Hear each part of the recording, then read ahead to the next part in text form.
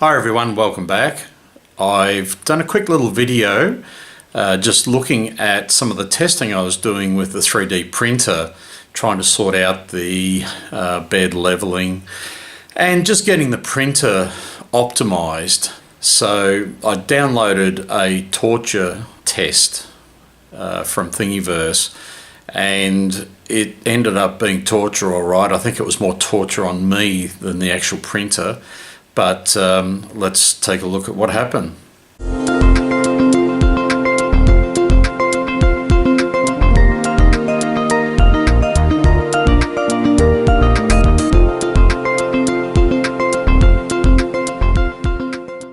Okay, so last night I left the torture test going, and this is what I woke up to, or what I came down and found this morning. Not ideal. So, away with that. Actually, I think I found the reason for it fairly quickly. When the item was placed on the bed, I didn't really check that it was centered, and I believe that it was actually overhanging the edge of the bed. So, hence the disaster. So when I got home today, I started the print again, a smaller version, probably 75% size, and this was what I got off it. It was printing along merrily like this and going quite nicely, and I flicked on some of the lights, and not 100% sure why. I guess there must have been some sort of a glitch, potentially because I'm running a fairly long USB cable fairly close to the power for the light or something like that. But anyway, regardless, it stopped printing midstream, and there was nothing I could do to get it going again. But look, at the end of the day, I'm pretty happy with what I got out of it. I've started the print again now, and it's just about to do the self-leveling and kick off again, and I'm just going to let it go overnight and see what we get this time. Hopefully something quite nice. But yeah, there's a little bit of stringing on here, but overall, considering it's a torture test, I'm pretty happy with where it got to. So anyway, I'll give an update tomorrow night. Okay, well finally I got this lattice cube printed off the printer.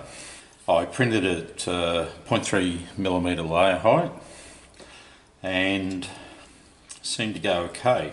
I had all sorts of trouble getting this to actually print. I'd set it going, and then I'd go upstairs at night, and I'd come back in the morning and it'd just be a mess, and you've probably seen a couple of those messes. Anyway, it'd be a mess in the morning when I came back down.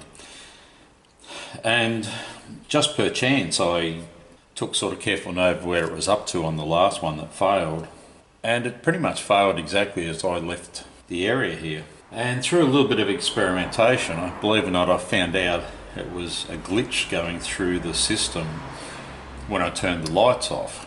And I tracked through the USB cable that I have connected up to the printer. I had an extension cable on it and thought that maybe it was picking it up through there. So I removed that. Made no difference. After some testing, I found that it was still happening. So it looks like it's just something to do with maybe the length of cable or the connection to the workbench I have here. So anyway, I'm going to get a simple surge protection power board to power it off, just to see if that fixes up the issue. Anyway, we'll do a little bit of testing further down the track.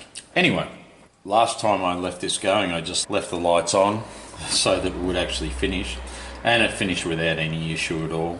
0.3mm layer height, so it's not the finest of detail, a little bit of stringing on here, but overall I'm pretty happy with the result, to be honest. Okay, so there we have it. As I say, probably more torture on me than the actual printer, but the printer's really churning out some good stuff now. Since this, I've actually done a few prints for cake toppers for my daughter's wedding. and they've been processed at either 0.1 or 0.2 millimeter layer heights, and some of the stuff's coming off really good.